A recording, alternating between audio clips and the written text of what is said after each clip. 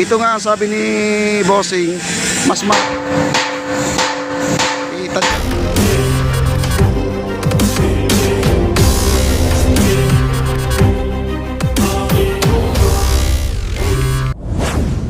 dumating na po yung mga pamphlet natin. Ngayong araw to magbubuhos na po tayo sa ating file cap at saka itong malaking poste.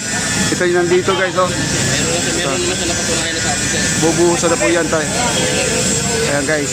Ito yung binababa na po yung mga tubo nilang D4. Ito yung paggagapangin nila guys. Ito nga ang sabi ni Bossing, mas mahal na ang bayad dito pag may mga ganitong tubong gagamitin. Pero kung gamit tayo ng pamphlet na diretso lang, yung mahabang nguso lang, diretso lang dito sa baba, mas mura. Mas mura daw. Kasi nasa 30k daw yata ang ano, additional dito pag maglalagay sila. Ito, nilalatag na po nila guys. So, ayan o. Ayan o.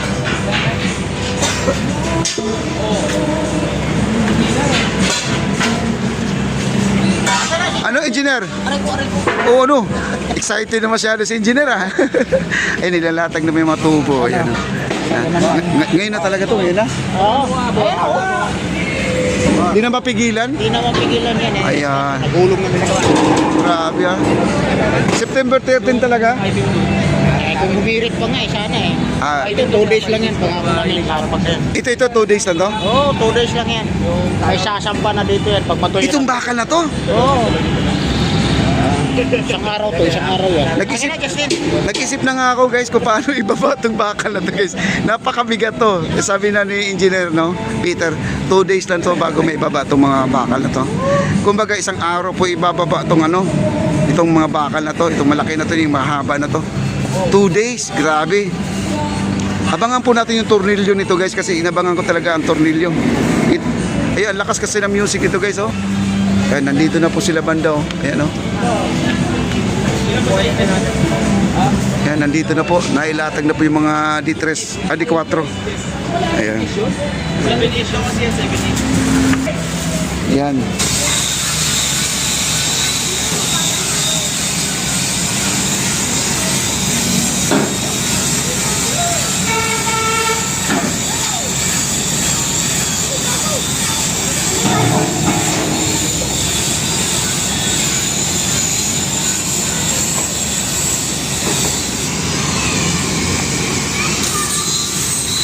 Ayan po ang ating mga bakal guys, oh.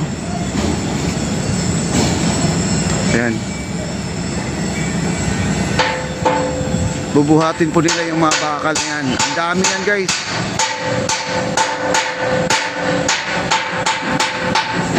Ayan, balas na guys, oh. Kailangan pantay yan. Pag hindi nagpantay yan, dumadaksos yung bakal niyan, wala na. Mahulog po sa tubig yan. Ayan, oh, pantay na po, oh.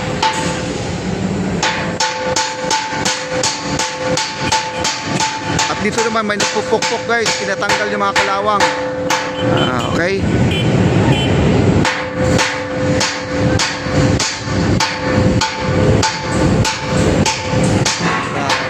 Para yung mga bakal lumilipad dito guys. Ayun na po, inaabangan doon sa baba, inaabangan sa baba para grabe, bigat yan.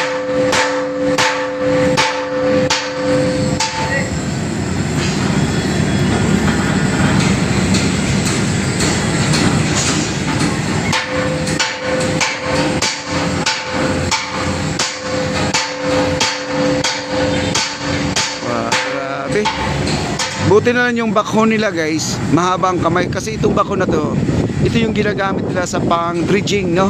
Ito yung naghuhukay ng mga bato doon sa arroceros. Ngayon nagagamit din dito sa pagbaba ng mga I-beam. Lahat, all in one po siya mga kaibigan. Basta hanggat kaya ng I-beam ng ating backhoe na pwede siya doon, yan, tatrabaho po siya. Ayun na, binababa na po doon sa dulo.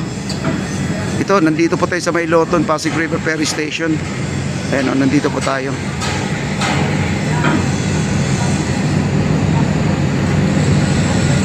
September 13 po ang kanilang completion.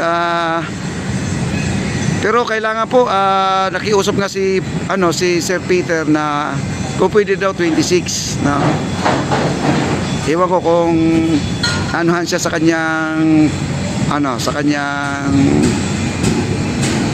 plano, napayagan siya, no? Kasi ito ay 13 talaga.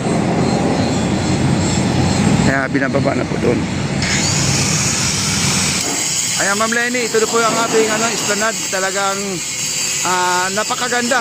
Karugtong po ng ating Fort Santiago, Maestranza. Siyempre ang ating Plaza Mexico, Phase 1C, Phase 1A. Papunta na po tayo ng MacArthur sa squatter area. Alam mo na yung sinasabi tayo na MacArthur, Plaza MacArthur. Then dito na po tayo sa Mayloton Ferry Station. Dugtong na po ang ating Arroceros. Wow, kinumpleto na po natin. Ito po ay may kahabaan na 1.6 kilometers na po. Mahaba na po ang ating jajagingin. At magbabike po tayo. Siguro papawisan na po tayo dito mga kaibigan. Ayan. Marami pa sa ibababa dito guys. Mga maliliit na bakal. Maliliit na bakal kasi gamit pa yata yan mga yan. Kaya abang-abangan po natin. 2 days daw, no? So isang araw siguro isang bakal na may ibaba. Tapos isang bakal naman other day. 2 days bago may ibaba po ating mga bakal. Ayan, ito yung nag-grinder na to. Kailangan po talaga kiskisin nyo, tanggalin yung mga kalawang. Hindi po yung basta-basta na pinturahan na lang po na may mga kalawang pa. Kailangan po talaga tanggalin lahat ang kalawang bago lagyan ng primer yan. Ayan o. Hindi papayag si bossing na pahiran ka agad yan, magagalit yun. Pakiskis sa'yo yan. At saka yung pintura na gagamitin, hindi po basta-basta, mahal na klaseng pintura po yun. Kaya yun.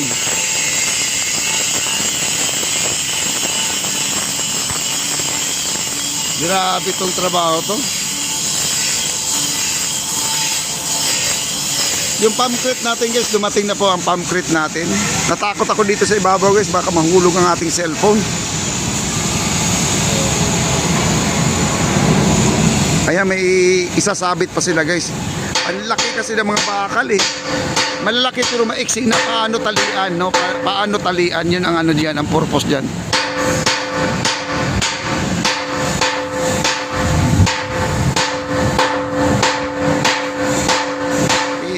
Bukod sa grinder, pinupok-pok pa para sigurado talaga matanggal yung kalawang guys. Oh, kita nyo? Kaya masakit sa tainga. Reklamador.